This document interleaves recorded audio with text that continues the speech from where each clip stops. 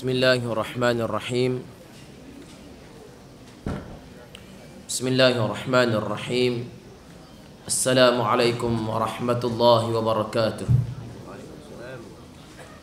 Alhamdulillahi rabbil alamin.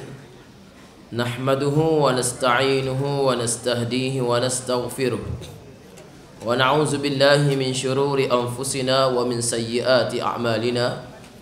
من يهده الله فلا مضل له ومن يضلل فلا هادي له أشهد أن لا إله إلا الله وحده لا شريك له وأشهد أن محمدا عبده ورسوله صلاة وسلاما على حبيبنا المصطفى محمد صلى الله عليه وسلم وعلى آله وأصحابه ومن اقتدى بتعاليمه واستنى بسنته إلى يوم الدين. أما بعد، قال الله سبحانه وتعالى في القرآن الكريم بعد أعوذ بالله من الشيطان الرجيم يسألونك عن الأنفال قل الأنفال لله والرسول فاتقوا الله وأصلحوا ذات بينكم وأطيعوا الله ورسوله إن كنتم مؤمنين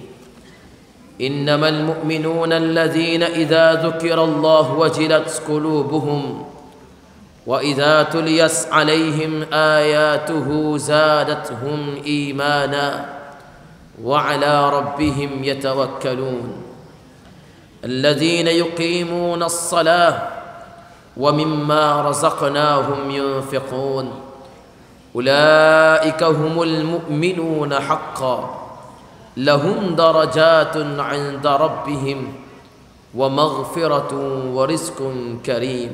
صدق الله العظيم. Tuan-tuan muslimin dan muslimat yang dirahmati Allah Subhanahu wa taala. Alhamdulillah, kita mengucapkan syukur kepada Allah Subhanahu wa taala kerana dengan keizinannya pada pagi ini kita diberikan kesempatan oleh Allah untuk sama-sama kita berkumpul, kita berada di dalam majlis kita ini, sama-sama kita hadir ke dalam majlis ilmu. Dan alhamdulillah tuan-tuan sekalian, pada pagi ini kita telah berada pada hari yang ketujuh di dalam bulan Ramadan untuk tahun 1433 Hijrah. Maknanya tuan-tuan sekalian, kita telah berpuasa selama 6 hari. Dan hari ini telah masuk ke dalam hari yang ketujuh. Kita berada di dalam bulan Ramadan yang merupakan suatu kesempatan yang berharga yang Allah Ta'ala bagi kepada kita dengan tujuan untuk kita melakukan sebanyak mana amalan, melakukan sebaik mungkin amalan dengan puasanya, dengan qiyam, dengan bacaan Al-Quran, sebagai usaha untuk kita memperbanyakkan pahala kita di sisi Allah Subhanahu wa taala dan mencapai keredaan daripada Allah Subhanahu wa taala. Tuan-tuan muslimin dan muslimat yang dirahmati Allah taala, hari ini kita sedang berada di dalam bulan Ramadan. Dan kalau kita tengok di dalam sejarah, Ramadan adalah merupakan suatu bulan yang penuh dengan detik bersejarah, yang kebanyakannya merupakan detik bersejarah yang menyaksikan kemenangan Islam. Sebab itulah bila kita masuk ke dalam bulan Ramadan ini, kita kena ingat para sahabat dan generasi yang terdahulu sebelum daripada kita, mereka berpuasa sebagaimana kita berpuasa, mereka berlapar sebagaimana kita berlapar, mereka menahan lapar dan dahaga sebagaimana kita pada hari ini. Dan alhamdulillah, mereka telah mencatat detik-detik kemenangan di dalam bulan Ramadan. Kerana itu tidak ada perkara yang boleh menghalang kita daripada berusaha untuk meningkatkan motivasi kita memperjuangkan agama Allah Subhanahu wa taala. Kalau kita lihat di dalam sejarah, Ramadan ini berlaku padanya peristiwa perang Badar yang berlaku tahun yang kedua Hijrah, yang menyaksikan tumbangnya panglima tentera musyrikin yang sangat diguruni, iaitu Abu Jahal. Abu Jahal ni tak ada lah. orang yang paling kuat menentang Nabi sallallahu alaihi wasallam. Orang yang digeruni di kalangan orang-orang Quraisy, mengepalai lebih kurang 1000 orang tentera musyrikin untuk berperang dengan tentera Islam di medan Badar. Akhirnya Abu Jahal sendiri telah pun tewas, kalah dipancung kepalanya. Abu Jahal mati, Umayyah bin Khalaf, Uqbah bin Abi Mu'ayth, di antara kepala-kepala musyrikin yang telah tewas di dalam perang Badar. Umat Islam mencapai kemenangan, walaupun tentera Islam lebih kurang 300 orang saja nak lawan 1000 orang. Di dalam bulan Ramadan juga kita sekarang berlaku peristiwa Fathu Makkah, peristiwa pembukaan kota Makkah berlaku di dalam bulan Ramadan tahun yang ke-8 Hijrah. Nabi masuk ke dalam kota Makkah bersama dengan sahabat-sahabatnya, menjatuhkan segala berhala yang ada di sekitar Kaabah. Di sekitar Kaabah ni banyak berhalanya pada zaman itu. Bahkan diceritakan di dalam setengah riwayat, jumlah berhala yang ada di sekitar Kaabah lebih kurang 360 berhala. 360 berhala. Wallahu a'lam. Orang-orang Quraisy, musyrikin Quraisy menyembah seekor berhala sari. Nabi SAW masuk ke dalam kota Mekah, Nabi peracuh habis berhala-berhala yang ada. Ada berhala duduk bawah, ada berhala duduk atas, ada duduk atas Kaabah pun ada. Sahabat naik ukah atas Kaabah, colok berhala jatuh. Ini di antara saat kemenangan yang dicatatkan di dalam Islam. Peristiwa pembukaan kota Mekah berlaku di dalam bulan Ramadan. Demikian juga kalau kita saksikan bagaimana di dalam bulan Ramadan Allah Ta'ala telah membersihkan isteri Nabi Siti Aisyah, Ummul Mukminin Aisyah radhiyallahu anha. Ketika Aisyah telah difitnah sebagai berzina, balik dari perang Bani Mustaliq pada tahun yang ke-5 Hijrah, tersebar berita bahawa Aisyah telah berzina dengan seorang sahabat Nabi yang bernama Safwan bin Mu'assal. Ini disebut di dalam Sahih Al-Bukhari. Perang Mustaliq berlaku di dalam bulan Sya'ban. Balik ke Madinah, tersebar berita ini. Kononnya Aisyah isteri Nabi telah berzina. Tuan-tuan, ini bukan satu tuduhan yang ringan, bukan satu tuduhan yang kecil, tidak, satu tuduhan yang besar. Kerana seandainya peristiwa ini benar, maka ia menunjukkan kegagalan Nabi SAW. Nak jaga bini pun tak boleh, gitu. Nah, maknanya atas sekalian ini merupakan satu tahmah terhadap peribadi Nabi. Aisyah difitnah berzina dengan Safwan. Nabi SAW mengambil pendekatan menjauhkan diri daripada Aisyah. Nabi jauhkan diri daripada Aisyah radhiyallahu anha, sementara menunggu keputusan daripada Allah Ta'ala. Akhirnya tunggulah keputusan daripada Allah di dalam bulan Ramadan tahun yang ke-5 Hijrah. Innal ladzina ja'u bil ifki usbatun minkum la tahsabuhu syarran lakum bal huwa khairul lakum. Sesungguhnya mereka yang datang dengan berita bohong itu ialah daripada kalangan kamu sendiri wahai Muhammad, daripada kalangan orang Islam yang terdiri daripada golongan munafik. Hak percaya pula orang-orang Islam yang percaya. Ini teguran daripada Allah Subhanahu wa taala. Setiap tuduhan yang membabitkan perzinaan hendaklah didatangkan dengan 4 orang saksi. Laula ja'u alaihi bi arba'ati syuhada fa illam ya'tu bi arba'ati syuhada. Kata Allah, kenapa mereka tidak datangkan 4 orang saksi? Kalau mereka tidak datangkan 4 orang saksi, sebatlah mereka dengan 80 kali sebatan. Ini syariat yang turun apabila Aisyah difitnah berzina oleh golongan munafik yang berada di Madinah. Ini peristiwa yang berlaku dalam bulan Ramadan, mencatatkan kemenangan, mencatatkan detik-detik penting kepada Islam dalam sejarah Nabi SAW. Kalau kita balik dalam sejarah para tabi'in, para sahabat, kita menyaksikan peristiwa pembukaan Andalusia Spanyol berlaku di dalam bulan Ramadan tahun yang ke-92 Hijrah oleh seorang tabi'in, seorang sahabat tabi'in yang bernama Tariq bin Ziyad. seorang yang bernama Tariq bin Ziyad mengepalai tentera pergi ke Andalusia, Spanyol. Tentera laut naik kapal pergi ke Spanyol, berperang dengan tentera golongan musyrikin yang berada di Andalusia pada masa itu.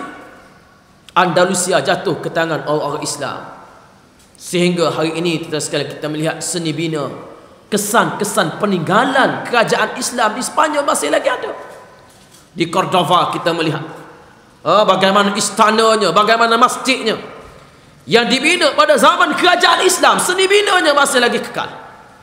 Nak menunjukkan kepada kita bahawa Islam pernah menjelajah ke seluruh dunia. Kerajaan Islam pernah tertegak di seluruh dunia, antaranya ialah Spanyol. Tetapi sayangnya tidak lama, tuan-tuan, kerajaan Islam di Spanyol ini akhirnya jatuh di tangan orang Kristian sehingga hari ini. Kalau tidak, mungkin juara Euro baru ni boleh ke kerajaan Islam. Kau mana, tuan-tuan? Begitu juga kita saksikan bulan Ramadan, satu perang yang namanya perang Ain Jalut yang berlaku pada tahun 658 Hijrah. 658 Hijrah berlaku peristiwa perang Ain Jalut. Perang Ain Jalut ini adalah satu perang di mana tentera Mongol yang dipimpin oleh Genghis Khan berjaya disekat oleh kerajaan Mamalik. Tentera Mongol ni masuk meruntuhkan satu demi satu kerajaan Islam. Mereka masuk ke dalam kota Baghdad. Mereka ambil kitab-kitab yang ada dalam maktabah yang ada dalam kota Baghdad pada masa itu di bawah pemerintahan kerajaan Abbasiyah. Mereka ambil kitab ni, mereka tuhuk dalam sungai Furat, sehingga disebut dalam sejarah bagaimana sungai Furat ini jadi hitam airnya kerana campur dengan dakwah. Kitab-kitab zaman itu yang ulama tulis pada masa itu belum lagi ada percetakan, tak ada percetakan lagi.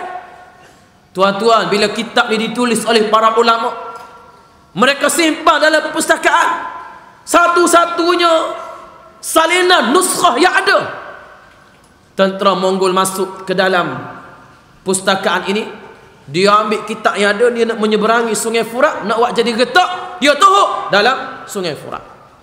Sungai Furat menjadi hitam kerana dakwah, dan juga airnya bercampur merah kerana darah. Berpuluh-puluh ribu orang Islam dibunuh. Ini sejarah tentera Mongol yang menyerang kerajaan Islam. Hebat, kerana mereka ada taktik dan strategi perang mereka sendiri. Tentera Mongol masuk serang kerajaan Abbasiyah, jatuh kerajaan Abbasiyah. Tetapi sehebat-hebat tentera Mongol, mari ke Malaysia kena letup bom C4 juga. Kau mana? Menik orang Melayu juga kalau setara tu. Tuan-tuan muslimin dan muslimat yang dirahmati Allah, kemarahan tentera Mongol ini disekat oleh tentera Mamalik. Kerajaan Mamalik berjaya sekat tentera Mongol. Akhirnya berlaku perang Ain Jalut yang menyaksikan kemarahan tentera Mongol tersekat. Tetapi subhanallah, Allah Ta'ala maha menentukan segala-galanya.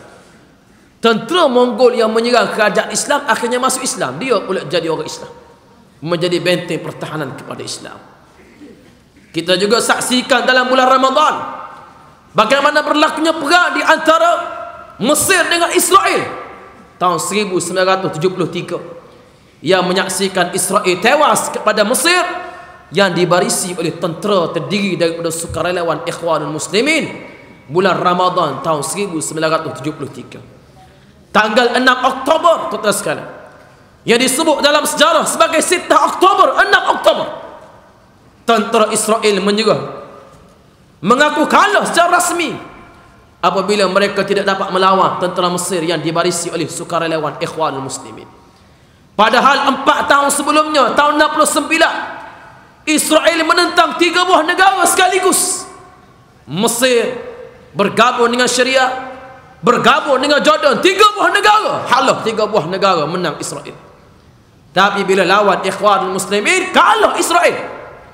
Kerana peperangan yang paling sukar ialah perang menentang golongan yang berani mati. Tuan-tuan muslimin dan muslimat yang dirahmati Allah, maka oleh ini demikian sekalian kita kena ingat Ramadan ini ialah bulan kemenangan. Bulan kemenangan. Dan kerana itulah ayat yang saya nak baca pada pagi ini ialah ayat yang menceritakan saat kemenangan. Kita baca pada pagi ini ialah satu perintah ataupun satu ayat yang terdapat dalam surah Al-Anfal. Surah Al-Anfal maknanya surah Al-Anfal ni maknanya rampasan perang, harta rampasan perang. Surah Al-Anfal ialah satu surah yang menceritakan bagaimana nak bagi harta rampasan perang. Itulah dia hebatnya Islam. Islam ni mengurus kemenangan. Islam ni diurus kemenangan. Islam ni bukan setakat agama yang memotivasikan kita mencapai kemenangan, tetapi Islam mengurus kemenangan.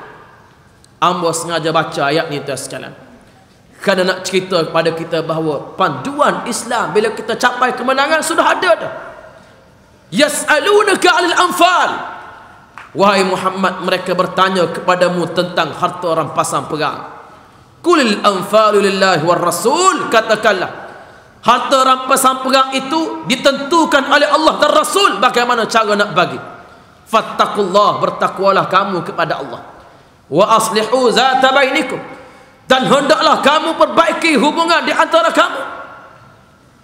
Wattaqullah wa atiiullah wa rasulahu, ta'alah kamu kepada Allah dan Rasulnya in kuntum mu'minin, kalau kamu terdiri daripada orang-orang mukmin. Tuan-tuan, Allah Ta'ala cerita sifat orang-orang mukmin supaya mereka bila berdepan dengan kemenangan, mereka kena taat kepada Allah dan Rasulnya. Kita ni lambat banget, insya-Allah menang juga sekarang. Nah, meh kalau berkali tahun depan bulan Ramadan ni boleh buat saya langsung Putrajaya kuliah kita. Nah, gurau-gurau juga mana tahu. Tuan-tuan sekalian dah, takut jadi sungguh tu ambil gambar model TV kena pasal. Islam ni mengajar kita mengurus kemenangan supaya bila kita menerima kemenangan kita tidak terkejut. Dan dalam masa yang sama kita kena ingat bahawa kemenangan dan kekalahan ini ditentukan oleh Allah Ta'ala. Tetapi hendaklah manusia berikhtiar untuk mencapai kejayaan. Wa tilkal ayyamu nudawiluha bainan nas. Hari-hari kemenangan itu kami gilir-gilirkan di antara manusia. Nudawiluha bainan nas. Tuan-tuan muslimin dan muslimat yang dirahmati Allah, lalu Allah Ta'ala ceritakan bagaimana sifat orang-orang mukmin. Apabila orang-orang mukmin ini menerima perintah daripada Allah, bagaimana sifat dia? Innamal mu'minuna allazina iza zukirallah wajilat qulubuhum. Kata Allah, yang pertama sifat orang mukmin, innamal mu'minun, sesungguhnya orang-orang mukmin itu. Innamal mu'minun allazi, iaitu orang-orang yang iza zukirallah, bila disebut nama Allah, wajilat qulubuhum, bergetar hati mereka. 5 sifat orang mukmin tu yang cerita dalam Quran, dalam surah Al-Anfal. 5 sifat ciri-ciri orang-orang mukmin yang Allah cerita, yang Allah sebut dalam awal surah Al-Anfal ini ialah 5 sifat. Yang pertama kata Allah, alladzina iza dzukirallah wajilat qulubuhum, bila disebut nama Allah akan bergetar hati mereka. Boleh ke tak setara tu kita? Sebut nama Allah berasa gerung dengan kuasa Allah Subhanahu wa taala. Gerung dengan kuasa Allah Taala. Tuan-tuan sekalian, sahabat bila dengar peringatan-peringatan daripada Nabi, gerung hati mereka. Pernah satu hadis yang diriwayatkan oleh Irbadi bin Sariyah, kata dia, Al-Irbadi bin Sariyah, sami'tu Rasulullah wa'azana Rasulullah sallallahu alaihi wasallam zata yaumin mau'izatan balighatan hatta wajilas minhal qulub wa zarafat minhal uyun. Kata Irbadi bin Sariyah, suatu kali kami dengar Nabi sallallahu alaihi wasallam menyampaikan tazkirah dan peringatan. Irbadi bin Sariyah kata, suatu hari kami duduk di depan Nabi sallallahu alaihi wasallam. Nabi menyampaikan peringatan dan tazkirah. Bila Nabi bercakap, kata sahabat, kata Irbadi bin Sariyah, wajilat minhal qulub, bergetar hati-hati kami, wa zarafat minhal uyun, lalu mengalir air mata kami. Hati bergetar, air mata mengalir kerana gerun dengan peringatan. yang disampaikan oleh Nabi sallallahu alaihi wasallam.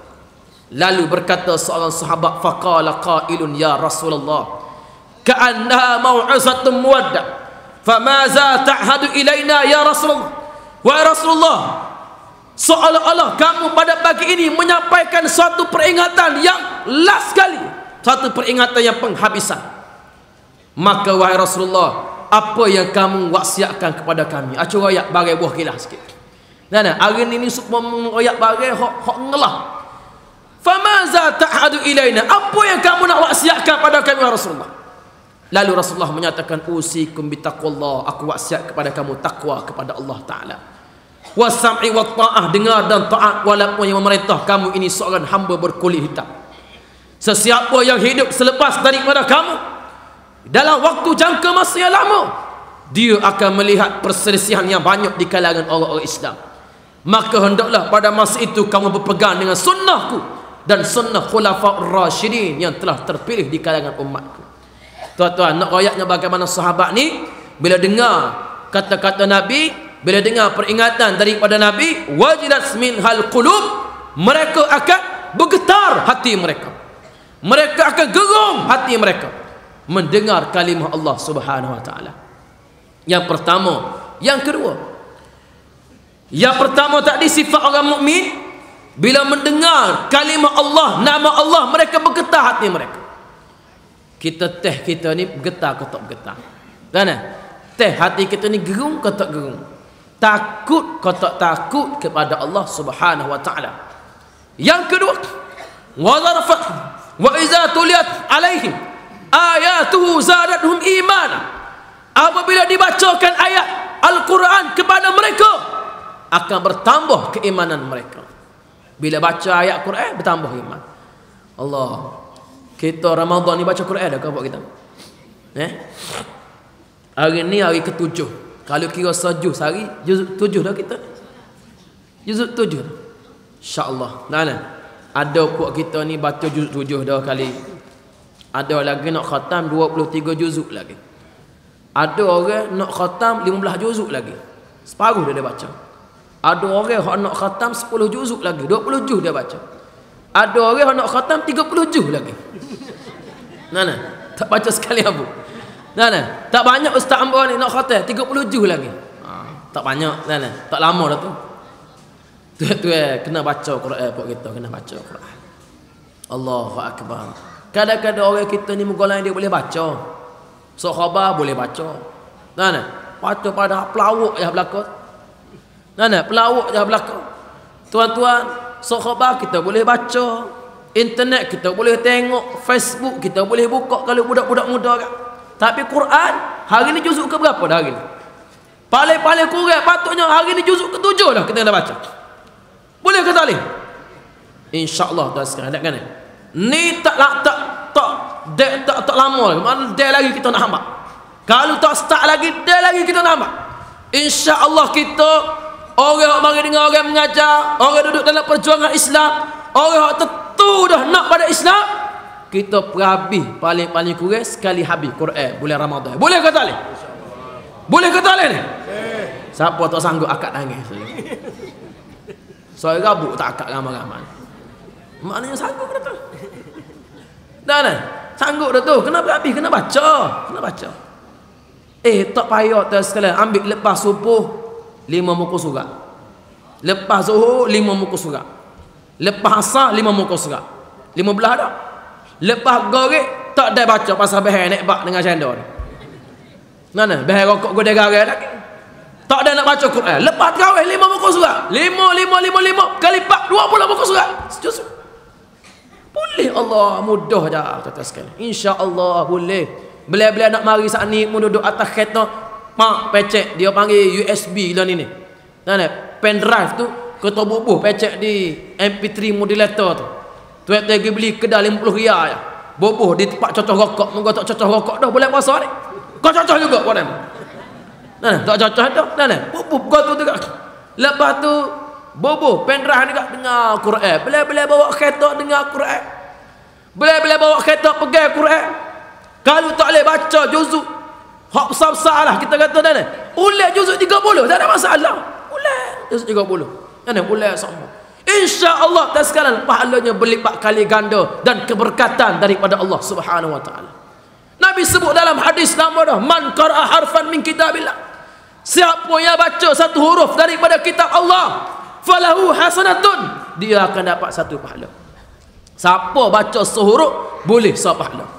Wal hasanatu bi asyri amsalha, dan satu pahala ini berlipat kali ganda jadi 10 pahala.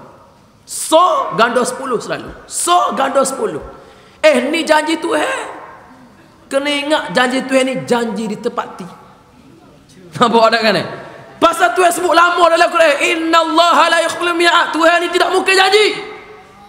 Hak janji ditepati lah ni dalam dua lagi. Hak duduk dalam banner, duduk spanduk Allah kata reti habis janji ditepati, janji ditepati. Kau mana? Dah lah. Oh dekat-dekat nak mengundi ni hak baiknya. Boleh tegak kaya, boleh 100 riyal, tak apa lagi buat kita. Boleh 500 riyal, tak apa lagi. Boleh tayar pak butir pakai gepuh dengan daci-daci. Nak lah. Oh bawa tengok. Tuan-tuan sekalian, hak boleh tu boleh lah ambil, tak nak masalah. Tapi kena ingat, ni nak cerita bab Quran. Bila Allah Ta'ala janji pahala siapa yang baca Quran dapat satu pahala, dan satu pahala ini bertambah 10 kali ganda pahala. Nabi sebut la aqulu alif lam mim harfun, aku tidak kata bahawa alif lam mim itu satu huruf, walakin alifu harfun wa lamu harfun wa mim harfun, tetapi alif satu huruf, lam satu huruf, dan mim satu huruf. Maknanya orang yang baca alif lam mim dia dapat 30 pahala. Allah, kira sendiri. Acu terakhir sendiri. Baca bismillahirrahmanirrahim, berapa dah pahala boleh? Kalau ikhlas kerana Allah Ta'ala. Nah, baca surah Al-Baqarah, berapa dah boleh? Sehuruf boleh 10 pahala. Cuma hamba sebut sama lah, jangan berdoa lalu pula. Bismillahirrahmanirrahim. Nun. Sadaqallahul azim. Baca nun saja. Mana ni ustaz kata sehuruf pun boleh pahala dah. Tuan-tuan insya-Allah lah boleh baca dah. Baca Quran tak kan? Ada kata ustaz ambo tak boleh baca, tukar huruf, tukar nak ngaji malu. Dan kita ngata nak kira hati boleh, tapi kita behel rokok kedai kopi tunggu anak habis ngaji. Nak naik ngaji sekali dak dah. Lagu mana ni? Tukar habis, bo tukar ngata. Tukar ngo ada juga. Nyabe hecok pun ada juga dalam Quran. Lagu mana? Maka Nabi sebut di dalam hadis, man qara'al Quran wa huwa mahirun bihi ma'as safaratil kiramil bararah. Siapa yang baca Quran kemudian dia mahir dengan Al-Quran, dia baca laca molek, dia bersama dengan malaikat-malaikat yang mulia. Wa man qara'al Quran wa huwa yatatatta'u fihi wa huwa 'alaihi syaqun lahu ajran. Tetapi sesiapa yang baca Quran kemudian dia gagak, dia baca, dia gagak, tapi dia terus juga, dia belajar, dia baca, dia gagak kerana dia tak mahir, tapi dia terus juga, dia akan dapat 2 pahala. Satu pahala kerana dia baca, satu pahala kerana dia belajar. Nampak? Hak laca baca tadi duduk dengan malaikat-malaikat yang mulia-mulia dalam syurga esok, akhirat esok. Tapi orang yang baca gagak, tapi cuba juga, baca juga, dia akan dapat 2 pahala. Bukan makna hak gagak ni molek pada hak lacak, lama buat kita jadi gagak belakang lepas. Dah. Tapi nilai pahala yang ditentukan oleh Allah Ta'ala. Ada peruntukan bagi orang hak gagak. Nak baca gagak tak lagi kokak-kokak. Baca terus baca. Baca untuk kita kena baca. Cuma nak jadi TMA tak boleh lah. Nak jadi TMA ni kena tolak orang lain hak mahir lagi. Tapi dari sudut baca kena baca. Kerana Ramadan ialah bulan Al-Quran. Ramadan ialah bulan Al-Quran. Sangat-sangat rugi tuan sekalian. Kita berada dalam bulan Ramadan, bulan yang Allah Ta'ala lipat gandakan pahala. Hak tadi Nabi kata dalam bulan yang biasa baca Quran sehuruf 10 pahala bulan biasa. Ni bulan Ramadan, Allah lagilah banyak pahala disediakan oleh Allah Ta'ala. Rebut pula Lailatul Qadar pula, bangun alik malam, kerjakan salat. Bila-bila bangun sahur, kita bangun kerjakan salat tahajud, semaya 2 rakaat, semaya sunat. Kalau kena malam Al-Qadar, insya-Allah bertuahnya kita di sisi Allah Ta'ala. Ni buat kita Lailatul Qadar tak tak bergaduh. Hak kita beloraknya Lailatul Qadar. Nah, nak raya ni Lailatul Qadar. Lasih tak tukar lagi. Baju raya tak beli lagi. Tuan-tuan muslimin dan muslimat yang dirahmati Allah Subhanahu wa taala. Itu yang kedua. Wa iza tuliyas alaihim ayatuhu zadatuhum imana. Orang yang apabila dibacakan ayat-ayat Allah bertambah keimanan mereka. Yang ketiga sifat orang-orang beriman apa dia? Mana? Yang ketiga sifat orang beriman.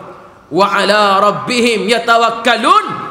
Mereka bertawakal hanya kepada Allah Subhanahu wa taala. Tawakal mereka hanya kepada Allah. Mana? Orang beriman menggantungkan tawakal kepada Allah Subhanahu wa taala.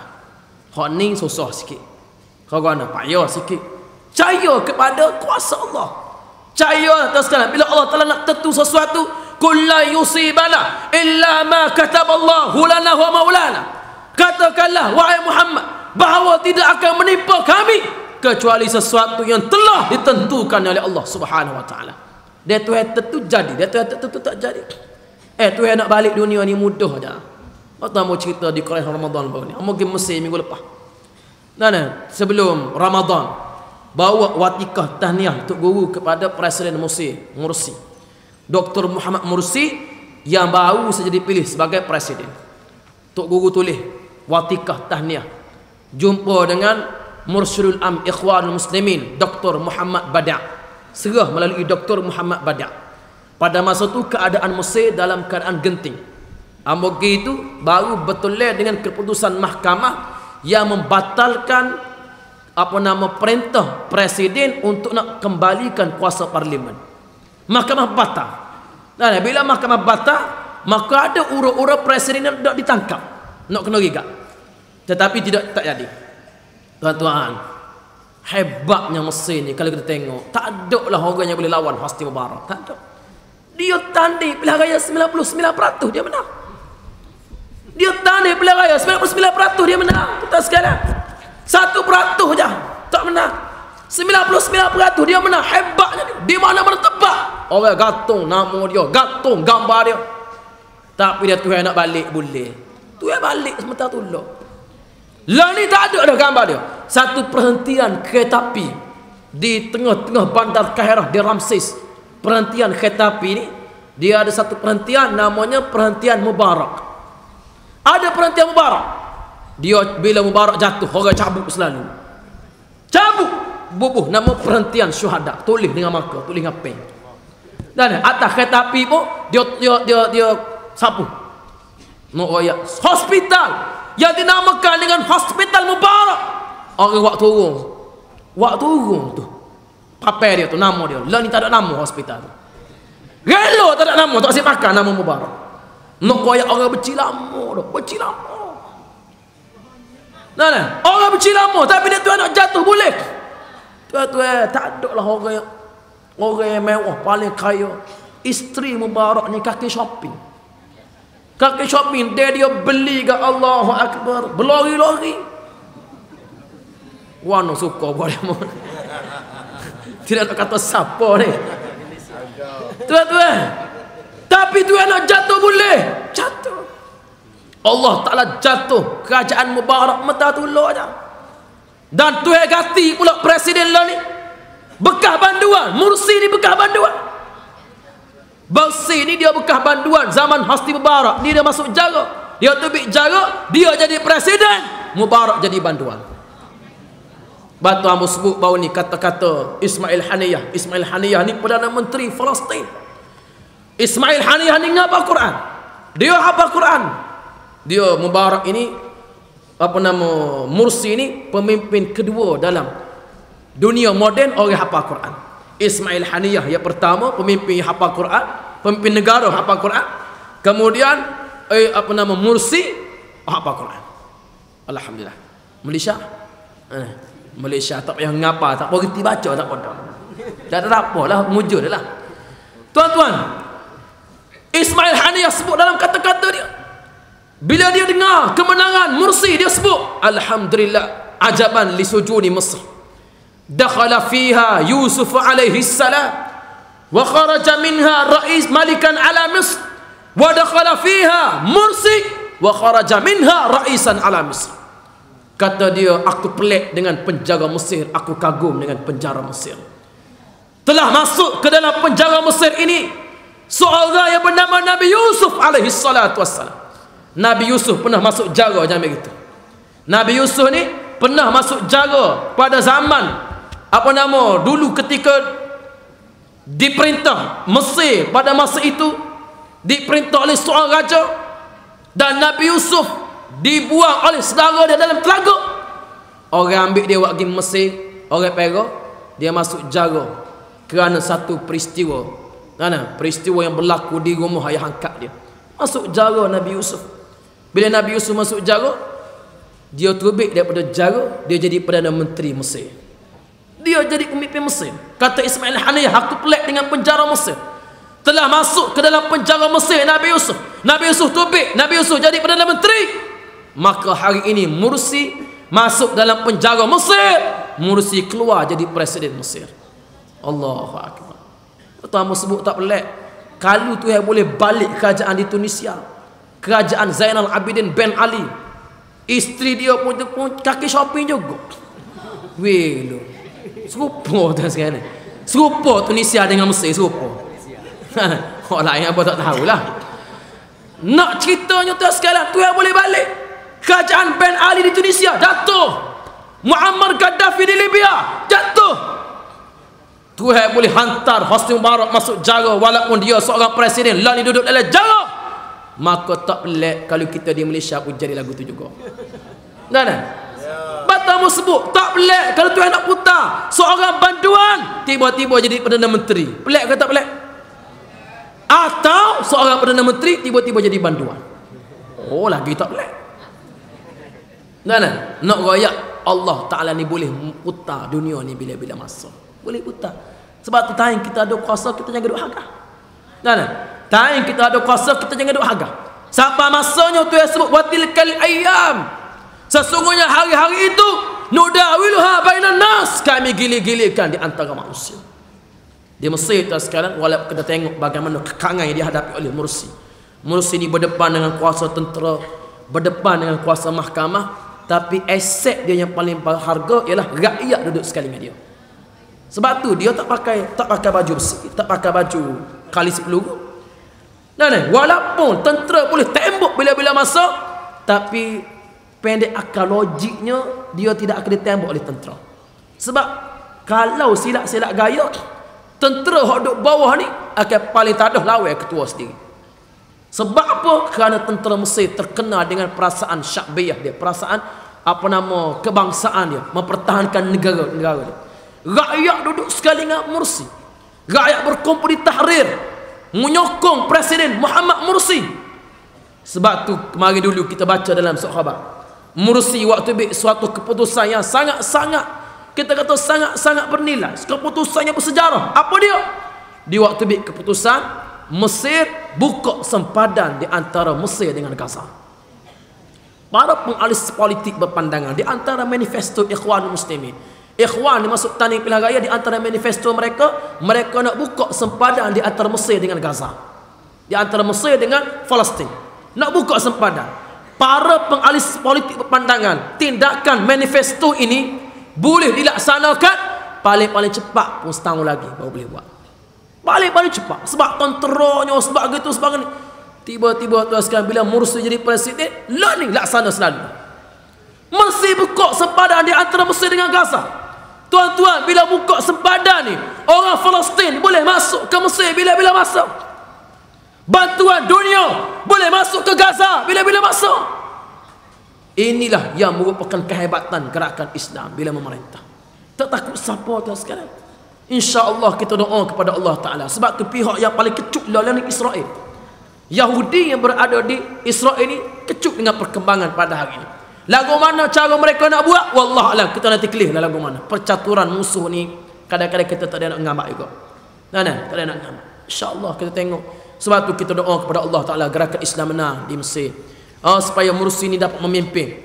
Ambogi Mesir bangun itu sekarang. Walaupun musim panah, tapi orang Mesir maka kita boleh tengok wanita pakai tudung tutup aurat, kata riti. Dulu tidak lagu tu dulu. Dulu kalau musim panas buka sikap-sikap, maka rambut tu gak apa. Nah, dia makan muka musim panas. Kita ni orang Melayu ni Allah Akbar. Tuan-tuan sekalian, bila kita jalan musim panas tu gak malu ke diri kita. Tapi lah ni alhamdulillah, keberkatan daripada gerakan Islam yang menjadi kerajaan. Kita tengok sepo-sepo duduk di Kota Baru dah ada. Keberkatan kerajaan Islam jadi kerajaan. Tuan-tuan sekalian, sebab tu kita doa kepada Allah Ta'ala biar ada boleh kemenangan. Tapi yang berlaku pada hari ini, sedih kadang-kadang kita tengok beberapa tempat umat Islam masih lagi tertindas. Di Syria kita tengok macam mana. Di Syria. Walaupun pejuang pembebasan ini sudah menakluki beberapa buah kota di Syria, kemarin Tel Aviv keluarkan kenyataan. Israel keluarkan kenyataan. Apa kenyataan dia? Kalau kerajaan Syria tidak berjaya mengekang pemberontak, Israel tidak menolak kemungkinan untuk nak serang Syria. Maknanya apa dia? Maknanya kerajaan Syria yang ada pada hari ini ada kemungkinannya didokong oleh kuasa Israel. Tapi ni yang berlaku di Burma. Tengok tu sekarang apa berlaku, supaya kita ni rasa sensitivity kita. Di Burma 800,000 umat Islam Rohingya, etnik Rohingya ni di Burma. Tuan-tuan sekalian, yang tiba-tiba diiktiraf tidak ada negara. Dia duduk situ, mak dia duduk situ, pak dia tu berketurunan duduk situ, tiba-tiba diiktiraf tidak ada negara. Tak ada negara, tak ada warga negara. Lari ke Bangladesh tak bagi. 800,000 dah sekarang. Junta Burma, tentera Buddha Burma masuk ke dalam kampung mereka, tembok berdiri tu dalam sungai. Kita tengok dalam gambar internet, Allahu Akbar. Mayat dia tuhuk dalam sungai. Dia masuk, dia runtuhkan masjid-masjid yang ada. Tetapi sekarang ini nak ayat, walaupun kita nampak di Mesir kita menang, alhamdulillah, tapi ada tempat-tempat tertentu masih memerlukan perhatian dan sensitiviti kita. InsyaAllah kita kena usaha.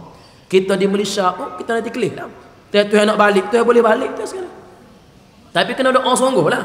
Ni dok boleh 500 aja menyasar pina buti mata. Kita kena usaha sungguh, insya-Allah boleh. Nak agak pada UMNO ada ni. Tak agak dah. Sebutlah sikit monggo walaupun boleh puasa pun. Pasal nak suruh kita faham tu sekarang. UMNO ada ni nak bela Islam pun tak boleh. Tengok di apa nama di Johor. Bila Presiden MCA Chua Soilek kata orang yang mencadangkan hudud di Johor ini loss of his mind, hilang akal. Orang yang cadang hudud di Johor ni hilang akal, kata dia. Siapa yang sebut? Presiden MCA. Mana pemuda UMNO duduk mana?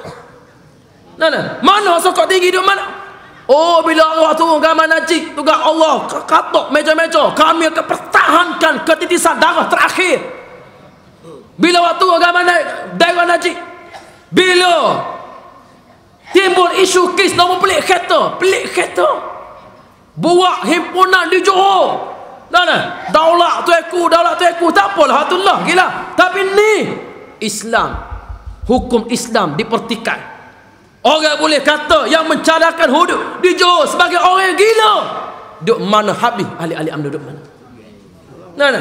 Tiba-tiba timbalan Presiden UMNO waktu bikin kenyataan MCA is true friend. MCA ni ialah kawan sejati. Orang hina kita langsung tak kata gapo. Mana?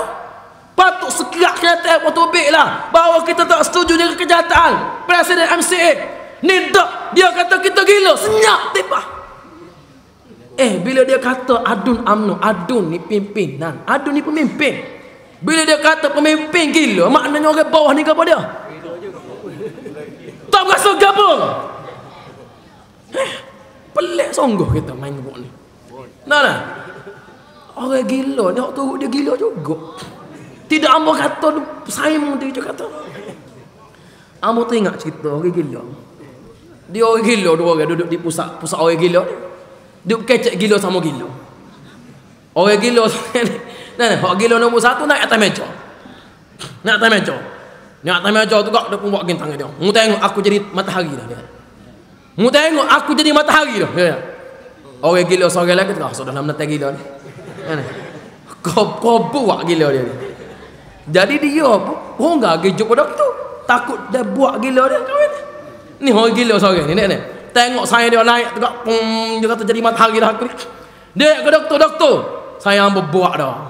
Jadi kau buat gila. Doktor kata gua lah. Dia naik atas meja, dia kata dia matahari. Doktor kata Allah suruh dia turun lah. Hak gila ni kata gua mana? Tak boleh doktor, sebab kalau dia turun gelap habis. Itu gelap habis. Allah Akbar. Nak royak je. Gila ni. Orang gila je pahamnya. Tuan-tuan, Allah amno tak ada kehendak nak lawan. Sebab tu kita nak kata gua nak bela Melayu. Tak ada. Nak bela Melayu tak ada. Tuan-tuan, kalau bela Melayu, tak ada lah kerusi-kerusi yang majoritinya orang Melayu dia berikan calon dia. Calon bukan Melayu. Di Greek, Parlimen Greek. Parlimen Greek ni 80%, 75% lebih kurangnya pengundi Melayu. Pakatan rakyat letak calon Melayu, Barisan Nasional letak calon Cina. Menang siapa dia? Menang Cina. Nah. Majoriti siapa? Majoritinya orang Melayu. Di Hulu Selangor, majoriti pengundinya ialah Melayu. Majoriti pengundi di Hulu Selangor Melayu, 55% majoritinya Melayu. Barisan Nasional letak India, Pakatan Rakyat letak Melayu. Menang siapa dia? Menang Barisan Nasional. Hilang sosok di parlimen tak gitu tak kan?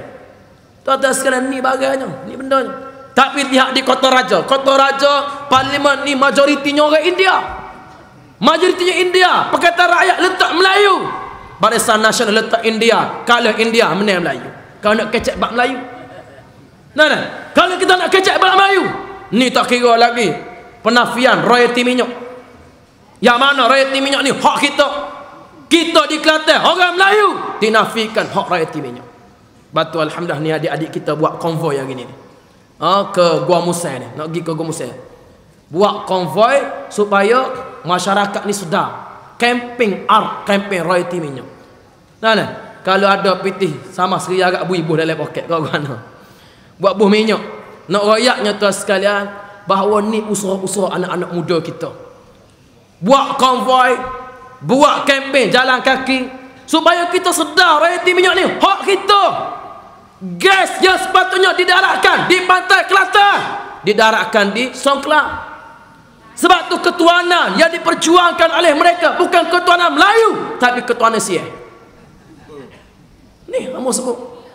Tapi tu guru alhamdulillah jelas dalam bab ni tuan sekarang. Bila wartawan tanya kemari, mari dulu wartawan kita tanya tu. Lagu mana untuk guru? Ni kapasing dia sebut hudud tak boleh. Tu kata kita tetap dengan penjelasan kita. Hudud tetap hudud.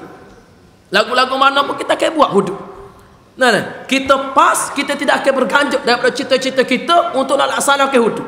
Soal kita nak buat bila, itu terserah pada kemampuan dan kuasa yang akan kita miliki. Tapi buat tetap cita-cita kita. Nak tu penting. Nah, nak tu penting. Ni dulu lagi tak asing. Dulu lagi tak asing. Takut bin tak asing dulu lagi. Kau ada kan? Nak tu penting. Sebab tu nak belakang ni, tuan-tuan sekalian, muslimat ni. Nah. Cik Abang ni nak royak tuan sekalian, Tok Guru ni tegak banding dengan kenyataan pimpinan-pimpinan UMNO. Apabila cuaca soilik waktu bit kenyataan hudud ni satu cadangan yang gila, tak ada sorang abut bang. Tak ada sorang abut. Ini yang berlaku pada hari ini. Sebab tu nak agak apa lagi? InsyaAllah kita tawakal kepada Allah Ta'ala. Dunia ni boleh berubah insyaAllah. Boleh. Yang berikutnya ngelas. Yang keempat, ciri orang-orang yang beriman apa lagi? Allazina yuqimunas salah. Mereka mendirikan salat. Mereka melaksanakan salat. Yuqimus salah, mendirikan salat. Dan yang kelima, wa mimma razaqnahum yunfiqun, dan mereka menafkahkan sebahagian daripada harta mereka ke jalan Allah Subhanahu wa taala. Batu sekarang ni bulan Ramadan ni bulan sedekah. Bulan sedekah, kita kena nak sedekah, ambil peluang di bulan Ramadan. Nabi sallallahu alaihi wasallam disebut sebagai seorang yang suka bersedekah dan lebih-lebih lagi suka bersedekah di bulan Ramadan. Mana? Bakat-bakat bagi sumbangan untuk dakwah, untuk masjid, untuk Islam. Bagi sumbangan insya-Allah menjadi saksi di hadapan kita di sisi Allah Subhanahu wa taala. Amal sebelah setakat pada pagi ini yang baik daripada Allah Subhanahu wa taala. Cuma diminta untuk nak buat iklan satu buku yang dikeluarkan oleh untuk tabung pembinaan kompleks pendidikan Islam. Kamu baca. Okey, apa nama kompleks pendidikan Islam, baca. Bangunan kita lah, bangunan PAH dibaca. Buku ni puasa dan fatwa berkaitannya. Tajuknya puasa dan fatwa berkaitan dengan puasa. Kita puasa kadang-kadang banyak lagi hukum hakim kita tidak dengan saya sibuk apa tu. Puasa dan fatwa berkaitannya. Tuan-tuan boleh ambil buku ni, ada jual sini. Kemudian ada bank kat tu 10 riyal jasa. Derma untuk pembinaan kompleks pendidikan Islam kamu baca. Ambil buku ni, balik baca dan sebagai satu sumbangan untuk pembinaan kompleks pendidikan Islam dibaca kamu baca. Wallahu a'lam. Aqulu qawli hadza wa astaghfirullahal azim li wa lakum. Assalamualaikum warahmatullahi wabarakatuh.